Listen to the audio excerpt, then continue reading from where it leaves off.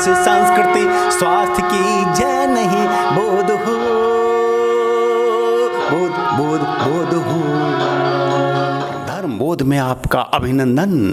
Channel के सदस्य बने, वीडियो को लाइक शेयर और कमेंट अवश्य करें। मित्रों, आपने अभी तक में सुना क्या? ये सुना कि हमारे आदि पिता श्री कल्कि भगवान ने जब वे कारण शरीर में थे और कारण लोक में थे तो ध्यान में विशेष क्या देखा और क्या संकल्प उनके भीतर में उत्पन्न हुआ।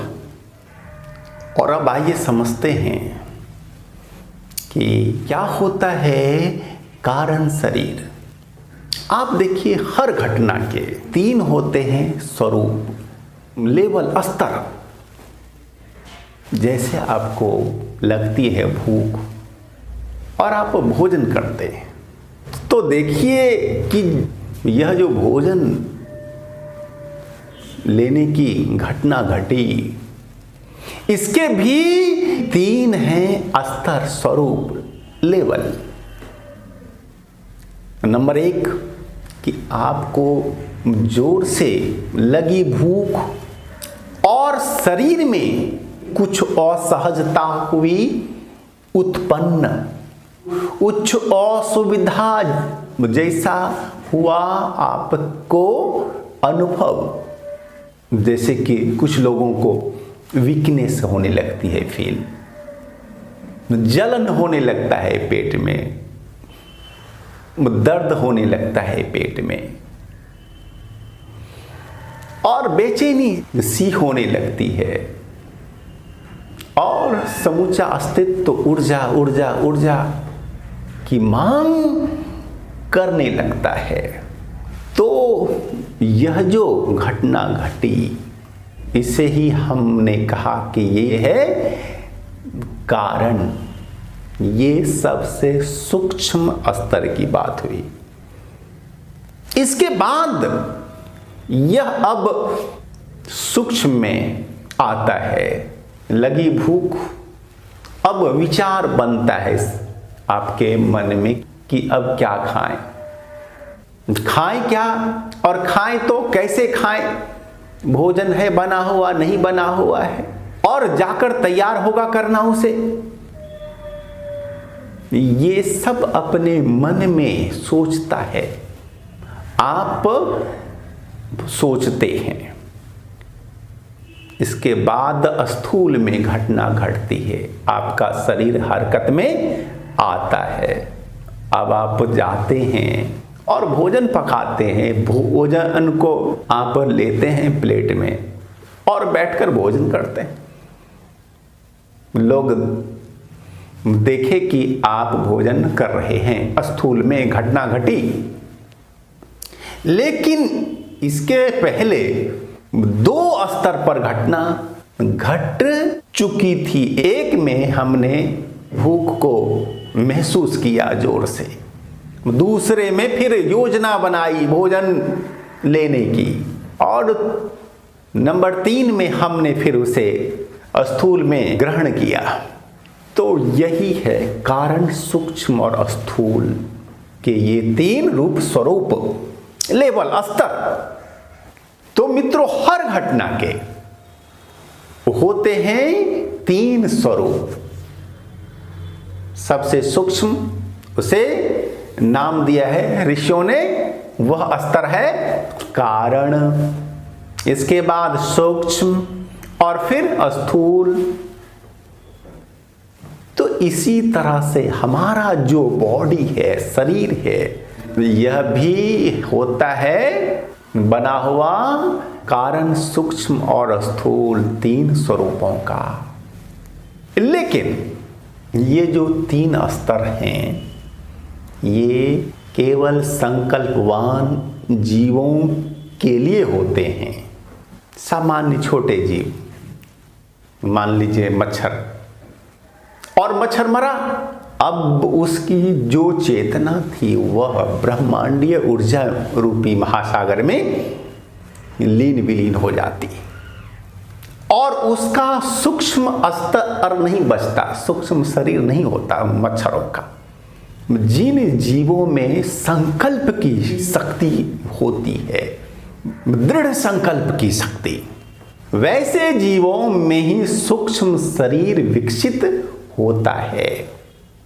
जैसे हम आप जब अपना भौतिक शरीर छोड़ते हैं तो वो फिर हमारा सूक्ष्म शरीर रह जाता है, बचता है। लेकिन जो छोटे जीव हैं उनके सूक्ष्म शरीर नहीं बचते, नहीं होते। तो संकल्पवान जीवों के भी होते हैं दो शरीर, एक स्थूल और दूसरा सूक्ष्म, और फिर यह कारण शरीर।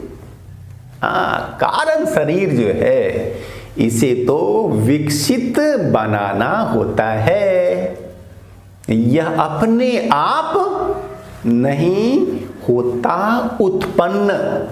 और बहुत सारे लोग सोच लेते हैं कि तो स्थूल शरीर मिटा तो हमने पाया सूक्ष्म शरीर, सूक्ष्म छूटा तो फिर हम जाएंगे कारण शरीर में। लेकिन ऐसा नहीं होता। आपका स्थूल मिटा, छूटा तो आपने पाया शरीर सूक्ष्म। लेकिन यदि सूक्ष्म आपका छूटता है तो आप फिर ब्रह्मांडीय ऊर्जा में लीन विलीन हो जाते हैं। तो यह जो तीसरा शरीर है, ये जो तीसरा होता है बॉडी, ये योगी जन, साधक जन योग साधना द्वारा विकसित करते हैं।